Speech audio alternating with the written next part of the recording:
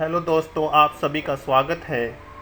आज हम इस वीडियो में एनसीईआरटी हिस्ट्री 12th क्लास का अध्याय 4 विचारक विश्वास और इमारतें, जो कि प्रमुखतः बौद्ध धर्म और जैन धर्म से संबंधित है, उसके महत्वपूर्ण क्वेश्चंस जो कि विभिन्न बोर्ड परीक्षाओं में और प्रतियोगिता परीक्षाओं में आते हैं, उनका हम अध्ययन करेंगे। उनके एक क्विज के माध्यम से उनका बहुत ही शानदार प्रस्तुतिकरण किया गया है और उनके उत्तर को जो एक टिप्पणी के तौर पर बताया गया है, उसमें भी बहुत सारी क्वेश्चंस को कवर किया गया है जो कि विभिन्न बोर्ड परीक्षाओं में आते हैं। कमेंट सेक्शन में प्रत्येक क्वेश्चन के आंसर को कमेंट करना, ताकि भविष्य में भी इस तरह की वीडियो आपसे मिल सके। देख तो ले बन रही है कि नहीं पीडीएफ। आज के हमारे क्विज का पहला क्वेश्चन, भगवान महावीर का प्रारंभिक नाम क्या था? ऑप्शंस हैं हमारे: ए गौतम, बी सिद्धार्थ, सी वर्धमान, डी अनंत।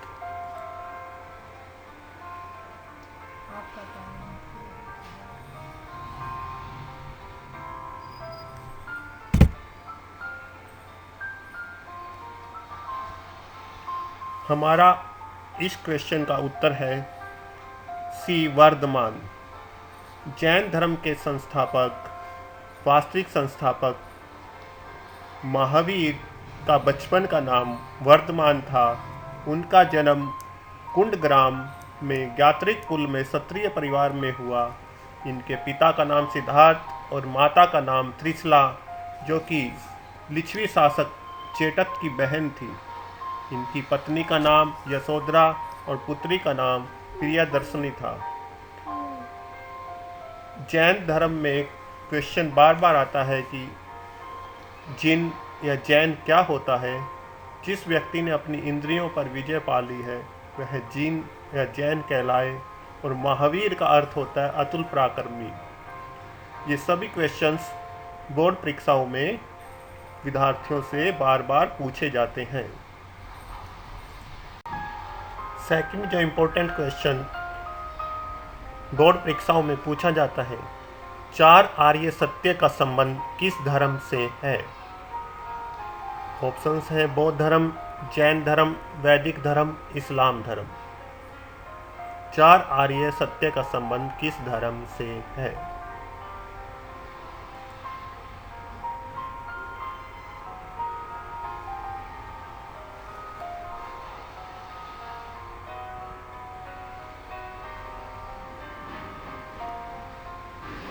इसका सही उत्तर है बौद्ध धर्म। 4 आर्य सत्य का संबंध बौद्ध धर्म से है। महात्मा बुद्ध ने अपने अनुयायियों को 4 आर्य सत्य बताए, जो कि इस प्रकार है। पहला, संसार दुखों का घर है। दूसरा, दुखाओं का कारण इच्छाएं हैं। इच्छाओं को कम करके ही दुख कम किए जा सकते हैं।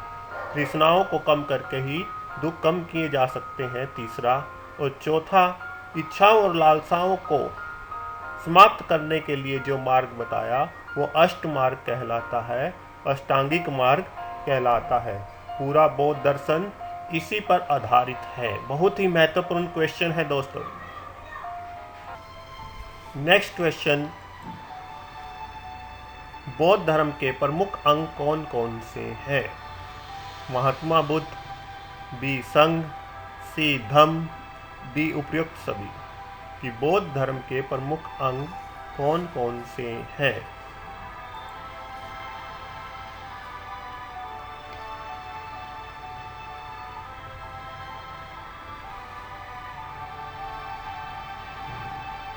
इसका सही उत्तर है उपयुक्त सभी। बौद्ध धर्म में त्रिरत्न के रूप में महात्मा बुद्ध, दूसरा संघ और तीसरा धम्म को माना जाता है। और कहा भी जाता है, बुद्धम शरणम गच्छामि, संघम शरणम गच्छामि, धम्मम शरणम गच्छामि, कि मोक्ष के लिए, निर्वाण के लिए बुद्ध की शरण में जाओ, संघ की शरण में जाओ और धम्म की शरण में जाओ, जो मार्ग की महात्मा बुद्ध ने अपने शिष्यों को, अपने अनुयायियों को बताया था। महावीर की फोटो लगा। जैन धर्म के 24वें तीर्थंकर कौन थे? ऑप्शंस हैं A option Parshvanath, B Rishabhdev, C भगवान महावीर और डी महात्मा बुद्ध। जैन धर्म के 24वें तीर्थंकर कौन थे?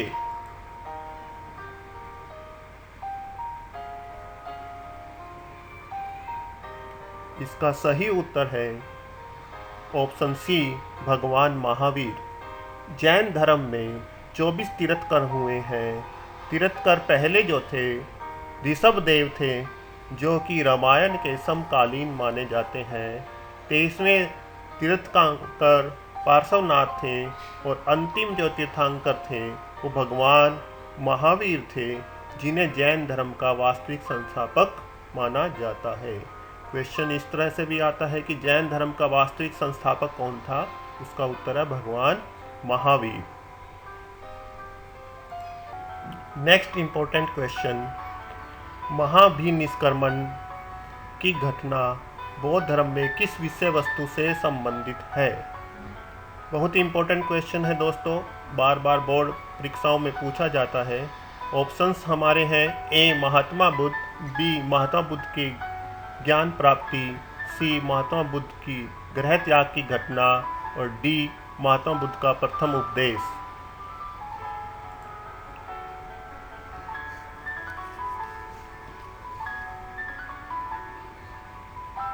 दोस्तों इसका सही उत्तर है सी महात्मा बुद्ध की गृह त्याग की घटना। बौद्ध धर्म में महात्मा बुद्ध की ज्ञान प्राप्ति के लिए राजमहल छोड़कर, घर छोड़कर जाने की घटना को महाभिनिष्क्रमण के नाम से जाना जाता है। सच्चे ज्ञान की प्राप्ति के लिए महात्मा बुद्ध ने बोध गया नामक स्थान पर 40 वर्ष तपस्या की थी। 6 वर्ष लगभग जंगलों में भटकने के बाद और फिर उन्हें 40 दिन के बाद जो सच्चे ज्ञान की प्राप्ति हुई तो वो बुद्ध कहलाए।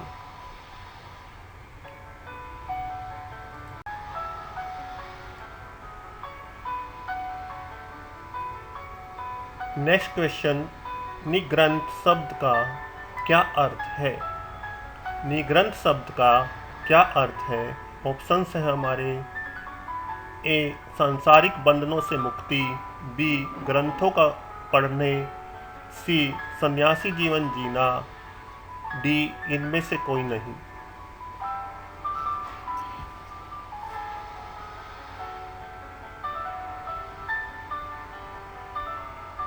इसका सही उत्तर है दोस्तों ए ऑप्शन सांसारिक बंधनों से मुक्ति। जैन धर्म में निग्रंथ शब्द का प्रयोग बार बार हुआ है और इसका प्रयोग जैन धर्म के मुनि और सन्यासियों के लिए किया जाता था। ऐसे साधु सन्यासी जिन्होंने सांसारिक जीवन के बंधनों से मुक्ति पा ली हो, सांसारिक बंधनों से मुक्त हो जाने वाले व्यक्ति को ही निग्रंथ के नाम से जाना जाता है। नेक्स्ट क्वेश्चन, बौद्ध धर्म से जुड़ी हुई धार्मिक पुस्तकों को क्या कहा जाता है? बौद्ध धर्म से जुड़ी हुई धार्मिक पुस्तकों को क्या कहा जाता है? A option Veda, B Tripitaka, C Sangam साहित्य, डी इनमें से कोई नहीं। जैन धर्म से जुड़ी धार्मिक पुस्तकों को क्या कहा जाता है?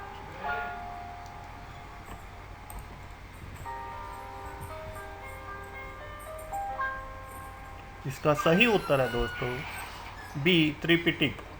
बौद्ध धर्म से जुड़ी हुई धार्मिक पुस्तकों को त्रिपिटक कहा जाता है। त्रिपिटक का शाब्दिक अर्थ है 3 टोकरियाँ। पहले जो पुस्तकें होती थी वो भोजपत्रों पर या ताड़पत्रों पर हाथों से लिखी जाती थी और उन्हें लिखने के बाद सुरक्षित रखने के लिए टोकरियाँ बनाई जाती थी। उन टोकरियों में उन ताड़पत्रों को रखा जाता था। बौद्ध धर्म में इन पांडुलिपियों को जो सुरक्षित रखा गया वो 3 त्रिपिटक इस प्रकार है पहला विनय पिटक, दूसरा सूत पिटक, तीसरा है अभिधम पिटक। बार बार बोर्ड परीक्षाओं में ये क्वेश्चन विद्यार्थियों से पूछा जाता है। नेक्स्ट क्वेश्चन दोस्तों, जैन धर्म के दो प्रमुख संप्रदाय कौन कौन से थे? जैन धर्म के दो प्रमुख संप्रदाय कौन कौन से थे? ऑप्शन है हमारे, A option Hinayana Mahayana, B Svetambara Digambara, C Nayanar Alvar, D इनमें से कोई नहीं।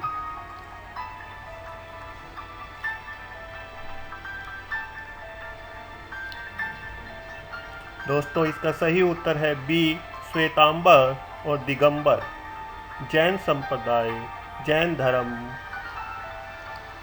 भगवान महावीर स्वामी की मृत्यु के बाद दो संप्रदायों में बट गया। एक दिगंबर संप्रदाय कहलाया, दूसरा श्वेतांबर। दिगंबर संप्रदाय के लोग प्राय वस्त्रहीन रहते थे और कठोर तपस्या का जीवन व्यतीत करते थे। श्वेतांबर संप्रदाय के लोग श्वेत वस्त्र पहनते थे, त्याग तप और तपस्या का जीवन व्यतीत करते थे।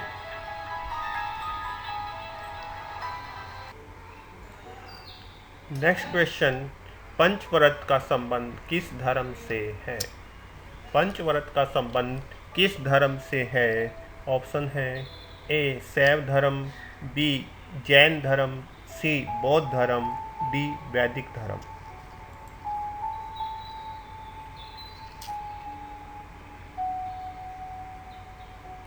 इसका सही उत्तर है जैन धर्म। भगवान महावीर ने अपने अनुयायियों को पंच महाव्रत की शिक्षा दी थी, जिसका वर्णन इस प्रकार है। अहिंसा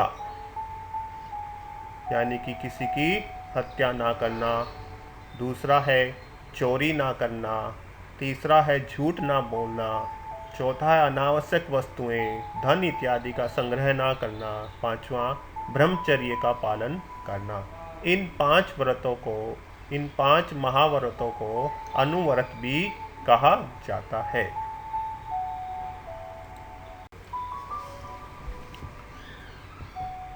नेक्स्ट क्वेश्चन, सांची के स्तूप को संरक्षण देने वाले भोपाल के नवाब परिवारों से कौन कौन थे? ए ऑप्शन सुल्तान जहां बेगम और शाहजहां बेगम, बी मोहम्मद अली, सी औरंगजेब, डी इनमें से कोई नहीं।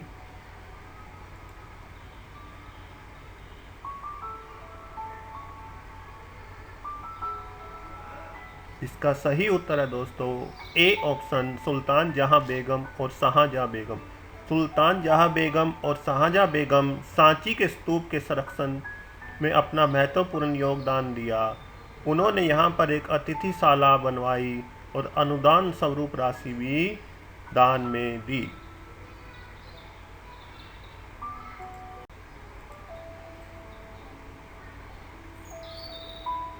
स्तूप किस धर्म से संबंधित है? स्तूप किस धर्म से संबंधित है? ऑप्शन है, ए बौद्ध धर्म, बी जैन धर्म, सी वैष्णव धर्म, डी शैव धर्म।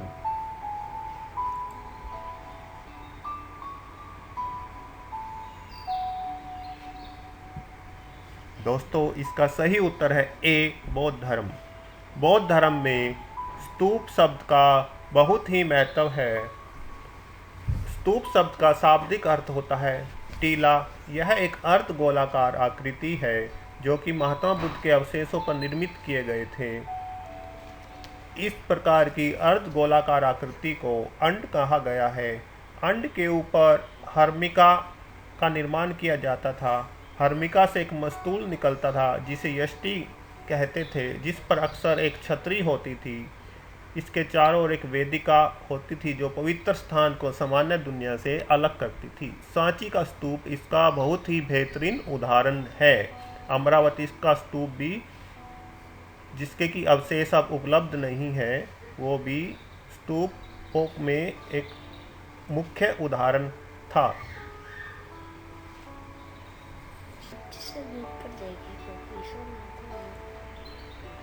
नेक्स्ट क्वेश्चन, गंधार कला का संबंध किस से है?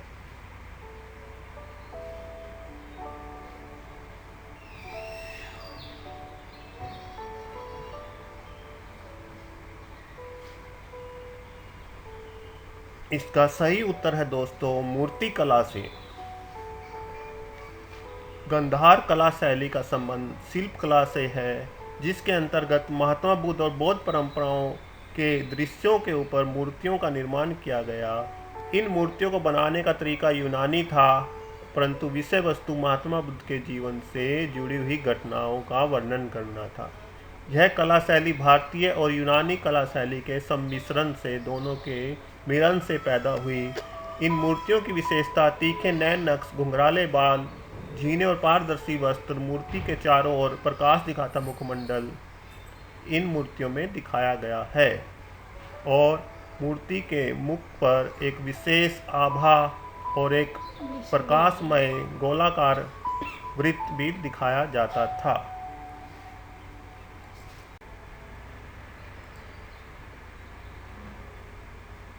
हिंदू मंदिरों में मूर्ति की स्थापना कहाँ होती थी? ऑप्शन है हमारे दोस्तों, ए मंडप, बी गर्भगृह, सी प्रदक्षिणा पथ, डी गोपुरम। हिंदू मंदिरों में मूर्ति की स्थापना कहाँ होती थी?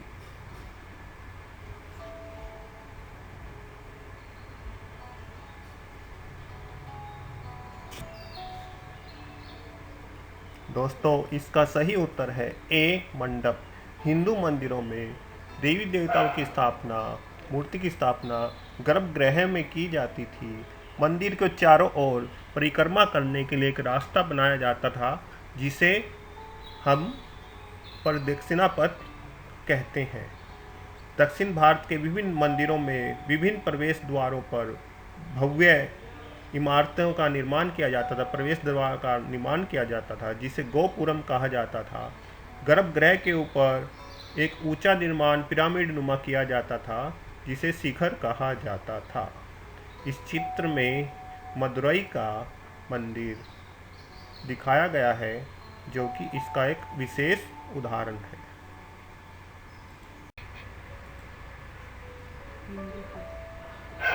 भगवान महावीर की मृत्यु किस स्थान पर हुई? भगवान महावीर की मृत्यु किस स्थान पर हुई? बहुत ही महत्वपूर्ण क्वेश्चन है। विभिन्न बोर्ड परीक्षाओं में यह क्वेश्चन प्रतियोगिता परीक्षाओं में पूछा जाता है। ऑप्शन है हमारे ए पावापुरी, बी कुंडग्राम, सी कुशीनगर, डी इनमें से कोई नहीं।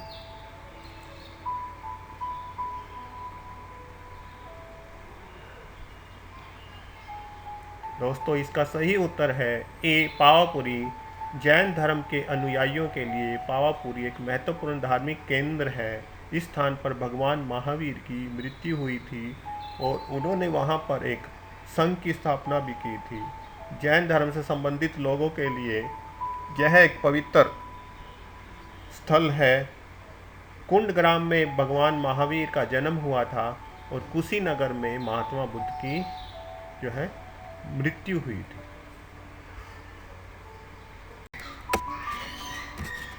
जातक कथाओं का संबंध किस धर्म से है? जातक कथाओं का किस धर्म से संबंध है? ऑप्शन है हमारे ए जैन धर्म, बी बौद्ध धर्म, सी शैव धर्म, डी इनमें से कोई नहीं।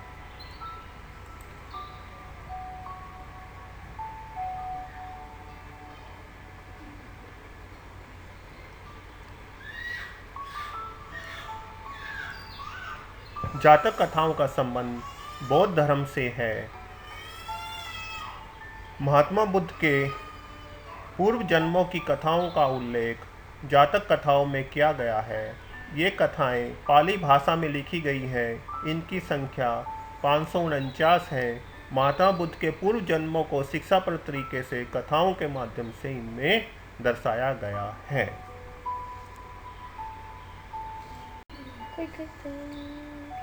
बौद्ध संघ में प्रवेश पाने वाली पहली महिला कौन थी?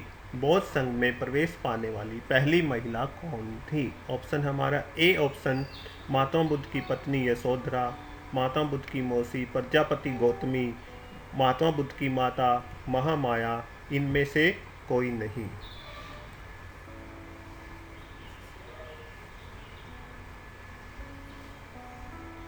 दोस्तों इसका सही उत्तर है महात्मा बुद्ध की मौसी प्रजापति गौतमी। बौद्ध धर्म में पहले संघों के अंदर महिलाओं को प्रवेश की अनुमति नहीं थी। उपासिका के तौर पर उन्हें दीक्षित नहीं किया जाता था। महात्मा बुद्ध के प्रिय शिष्य आनंद के आग्रह पर महात्मा बुद्ध ने अपनी मौसी प्रजापति गौतमी को पहली उपासिका के तौर पर प्रवेश दिलवाया था। प्रजापति गौतमी ने ही महात्मा बुद्ध का पालन पोषण किया था, क्योंकि इनकी माता का देहांत इनको जन्म देने के कुछ समय बाद हो गया था, और जिसके कारण से ये अपने जीवन में गौतम बुद्ध कहलाए।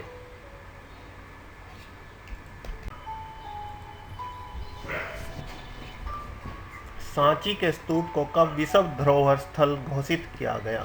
सांची के स्तूप को कब विश्व धरोहर स्थल घोषित किया गया? ऑप्शन है ए सन 1990, बी सन 1984, सी सन 1988, डी सन 1989।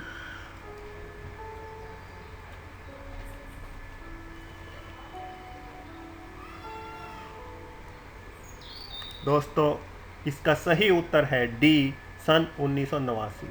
सांची के स्तूप को वर्ल्ड हेरिटेज साइट धरोहर स्थल विरासत के रूप में संरक्षण के रूप में सन 1989 में घोषित किया गया था।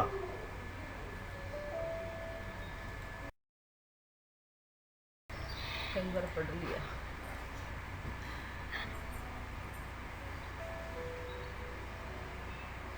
धर्म चक्र परिवर्तन से आप क्या समझते हैं?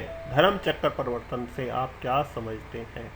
ऑप्शन है हमारे ए महावीर स्वामी की ज्ञान प्राप्ति, बी महात्मा बुद्ध की ज्ञान प्राप्ति, सी महात्मा बुद्ध का प्रथम उपदेश सारनाथ में दिया गया, डी इनमें से कोई नहीं।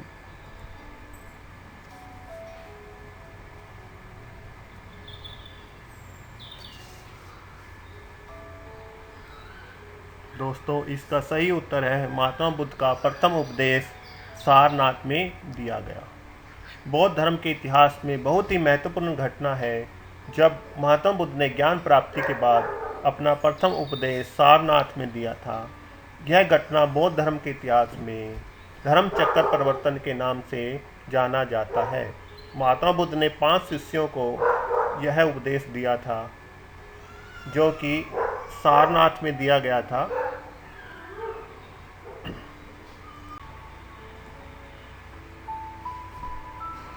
बहुत ही इम्पोर्टेंट क्वेश्चन है, अजंता की गुफाएं कहाँ स्थित हैं?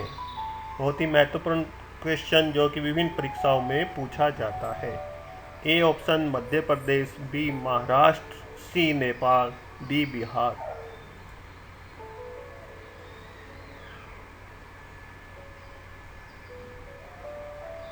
दोस्तों इसका सही उत्तर है बी महाराष्ट्र। अजंता की गुफाएं महाराष्ट्र में औरंगाबाद जिले में स्थित हैं। इन गुफाओं में दीवारों पर और छतों पर चित्र बनाए गए हैं। इन चित्रों में महात्मा बुद्ध और बौद्धिस्तों को दर्शाया गया है। विभिन्न देवी देवताओं के चित्र भी बनाए गए हैं। जातक कथाओं के दृश्य अभी इन चित्रों में दर्शाए गए हैं। इन चित्रों में हर्ष, उल्लास, प्रेम, करुणा, लज्जा, घृणा, मानवीय भावनाओं का अद्भुत प्रदर्शन किया गया है। यह चित्र बहुत ही आकर्षक और मनमोहक हैं।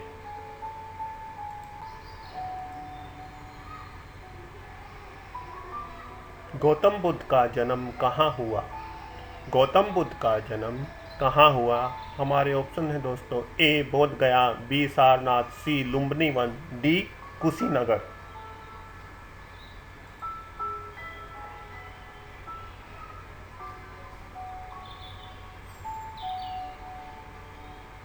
दोस्तों इसका सही उत्तर है सी लुम्बिनी वन। महात्मा बुद्ध का जन्म कपिलवस्तु नामक स्थान पर 566 ईसा पूर्व शाक्य कुल के कबीले में हुआ। सरदार सुधोधन इनके पिता थे और माता का नाम महामाया था। इनका बचपन का नाम सिद्धार्थ था बचपन में ही इनकी माता का देहांत हो गया और बालक सिद्धार्थ का पालन पोषण इनकी मौसी प्रजापति गौतमी ने किया, जिनके नाम से ही वे बाद में गौतम बुद्ध कहलाए। इनका विवाह यशोधरा से हुआ और एक पुत्र इनका जो था वह राहुल था। निरंजना नदी के तट पर 40 दिन की कठोर तपस्या के बाद इन्हें पीपल के वृक्ष के नीचे ज्ञान की प्राप्ति हुई। उस दिन से ये बुद्ध कहलाए और इन्होंने अपना पहला उपदेश सारनाथ में दिया। 80 वर्ष की आयु में कुशीनगर में इनकी मृत्यु हो गई। दोस्तों, इस वर्णन में बहुत सारे इंपॉर्टेंट क्वेश्चन के उत्तर दिए गए हैं जो कि विभिन्न परीक्षाओं में आते हैं, जैसे कि माता बुद्ध का जन्म स्थान, उनके पिता का नाम, माता का नाम, उनकी मौसी का नाम, उनके पत्नी का नाम, पुत्र का नाम, किस नदी के किनारे उनको ज्ञान की प्राप्ति हुई, कौन सा वृक्ष था, उनकी मृत्यु कहाँ हुई, पहला उपदेश। तो बहुत सारे क्वेश्चन इस वर्णन में दिए गए हैं। आप इनको विभिन्न प्रतियोगी परीक्षाओं में बार बार इन परीक्षाओं की पुनरावृत्ति होती है। दोस्तों, थैंक्स फॉर वॉचिंग। इस तरह की वीडियो देखने के लिए आप चैनल को लाइक कीजिए, शेयर कीजिए और सब्सक्राइब कीजिए ताकि आपको और भी वीडियो इस तरह की मिल सके। Thank you.